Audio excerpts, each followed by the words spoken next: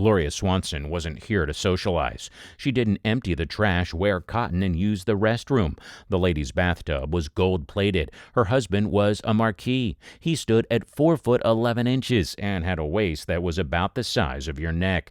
She was the most attractive when she was frowning.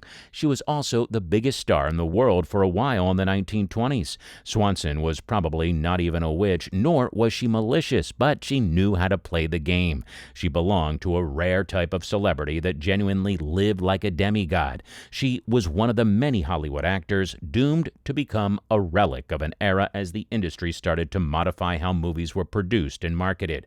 Swanson's role in that movie, Norma Desmond, became synonymous with her, but she was much, much more. She was among the first women to launch their own production companies, the first Hollywood celebrity to declare herself a significant leader in the organic food movement. She maintained her own home, bought and sold patents, and supported several spouses. In the 1950s, she created a dress line for middle-aged women utilizing glamour sizing, and she made millions. Again, she was capable of managing that game. Swanson relocated to California at the age of 17 and began acting in several Mack Sennett comedies. The Bathing Beauties were a group of young starlets that Mack Sennett used in comedies for pure eroticism, and for whom he created the most famous.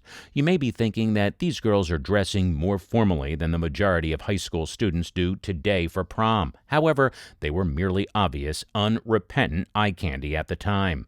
Swanson participated in a comedy by Sennett, wearing a bikini, but she would maintain that she was not a bathing beauty for the rest of her life because those girls were of a different kind.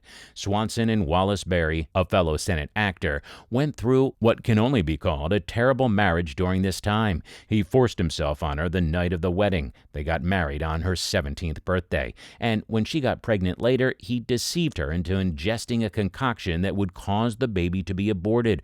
Swanson understood what was going on, since despite the fact that the divorce took 3 years to be finalized, she left Beery nearly soon after the abortion machinations. Beery was an alcoholic and an abuser. Swanson, though, remained unfazed throughout her career. Keep in mind that the female was skilled at the game. As all the silent stars did, she leveraged her success from the Sennett movies into a deal with Paramount, where she made roughly 1 billion movies. She frequently collaborated with Cecil B. DeMille and produced a number of what can only be described as silent rom-com dramas, which feature two people who sometimes belong to different social classes and sometimes do not, who fall in love with one another, struggle to fall in love with one another, resolve their conflict, and dress ridiculously attractively.